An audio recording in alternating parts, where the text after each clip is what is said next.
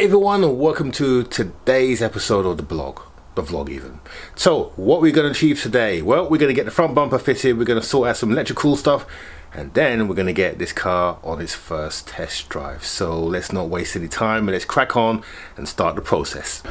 Okay, so we are working on the bumper today. Let's put some light on the subject.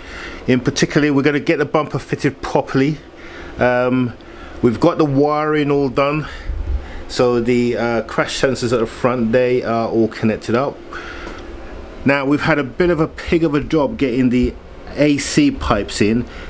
This has taken me the best part of 2 hours to get in, because the pipe here, this one here, is really tight against there, but we've finally got it in.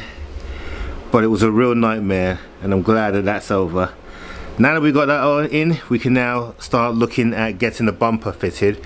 That's our next task. But everything else is in place. So let's get the bumper fitted, and then we can start looking at some of the connectors. And then get the bonnet on, and then get this car for its first drive. That is what we're planning to do today.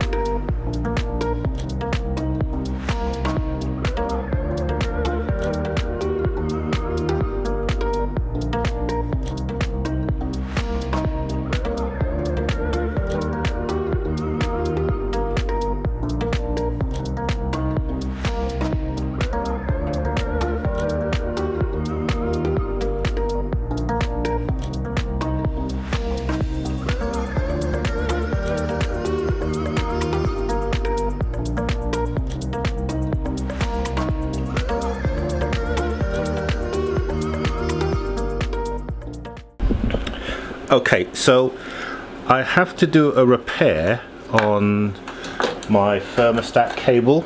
Let me show you it. So here's the cable here. Now I've shown you this before, and this was totally destroyed in the accident here. Now there's two ways of doing it. I can either cut the cables, but what I've done is I've gone and got myself one of these 2 prongs. Bought this for pennies on eBay, and then you use these clips here. Now what they do is they uncouple the connectors. So basically what you do is you push these in like that, and then that releases the pins, and that way you can reuse them. Now on the VWs, what you'd find is that they have numbers written on them, so you can make sure that the wires go into the right connector. So here, this pin here is number 1, and this is number 2.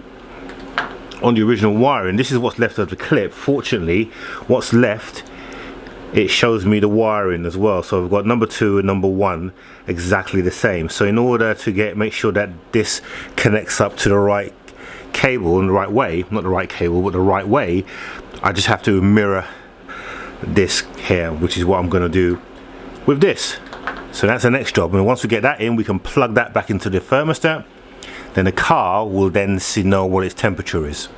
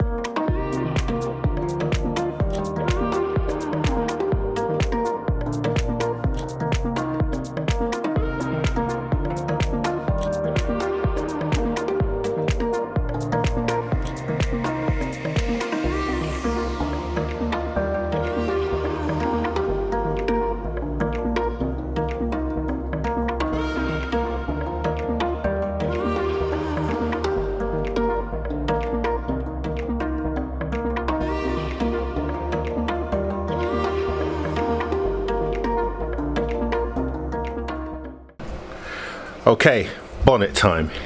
Now this is going to be very interesting because these bonnets are now aluminium, so if you're wondering why I'm doing this by myself, it's because the bonnet is light. But essentially what we've got to do is mount it into these pins in here and then get these bolts and screw them in place while holding it with one hand. Done it before, so it shouldn't be much of a drama, but you never know. What we don't want to do is obviously scratch this up, so it needs to be right. So let's get on and do it and see how we get on.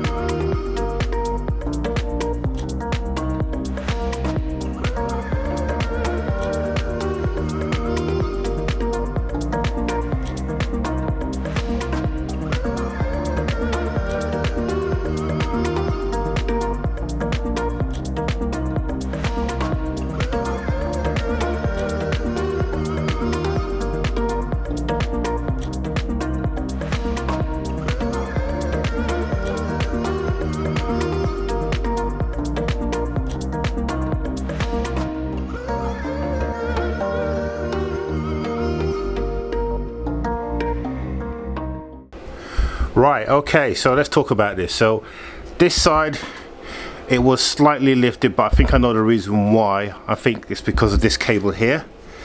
This is the remnants of the old water hose, and we've got this one here, and I think what's happening when we close this bonnet, it was leaning on this bit here, whereas this side closed perfectly. The bonnet opened up fine, which is great, that's perfect, but yeah, so we just need to sort this side out, and ideally we need to put this back in. So that's what we'll do next. We'll put this in. That's the window washer system. We'll take the old one out, and then we'll try and close the bonnet again, and that should be fine. Right, so what we're going to do is we're going to extract, this is the old water windscreen washer system. We're going to use the existing my mind's gone blank today, I don't know what it is. Anyway, we're going to take all this out, put this all in, then we'll take the car for a test drive.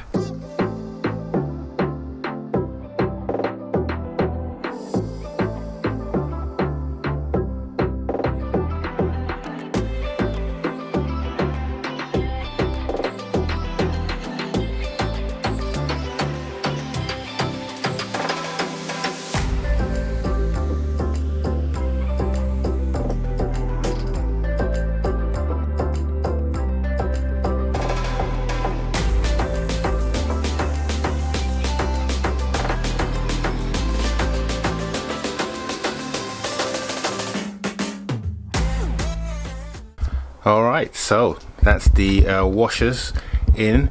Now they look quite complex to put in, but it's really easy because it's a nice little thin track and it just feeds through, as you probably saw in the video. Alright, so now the final thing that we're going to do now is get this off the jack, and then we're going to go for that test drive.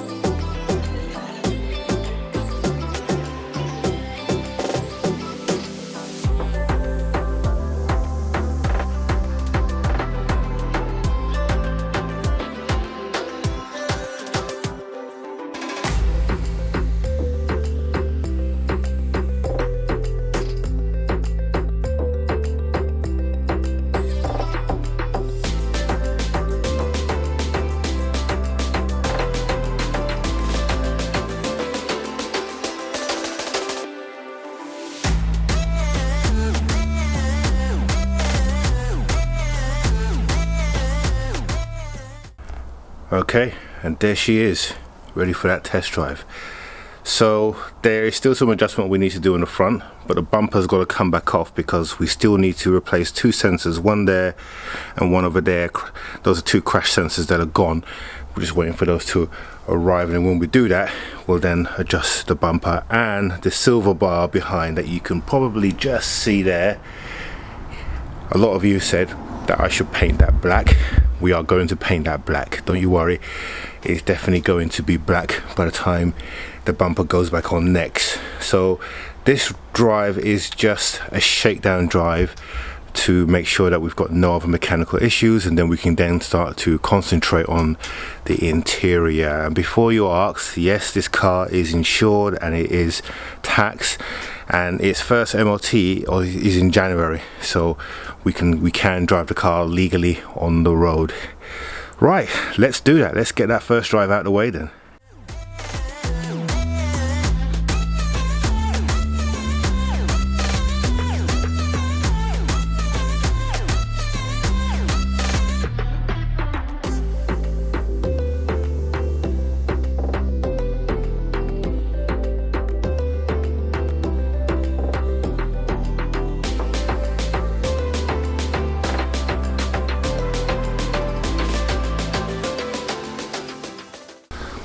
Okay, and there she is.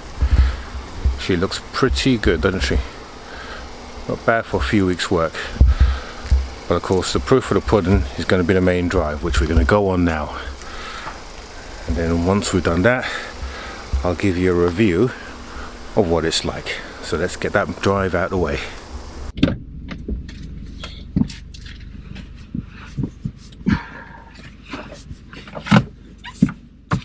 Okay, right, here we go. This is that first drive. Now we're not going to go far, we're just going to go around, literally around the corner, just to make sure everything is okay. Any noises we also need to sort out. I know the brakes are going to be a little bit rusty, but that's okay. Car drives absolutely fine, but the under tray, because it's loose, I should have really removed it, but I will remove it. Right, let's turn back. Other than that, it drives really well. It's really, really tight. And you would expect that from a car that's coming up to 3 years old and only done 29,000 miles. You know, you wouldn't expect it to have any you know, feel loose, unless it had been in an accident that affected the suspension, and this car, that's clearly not the case.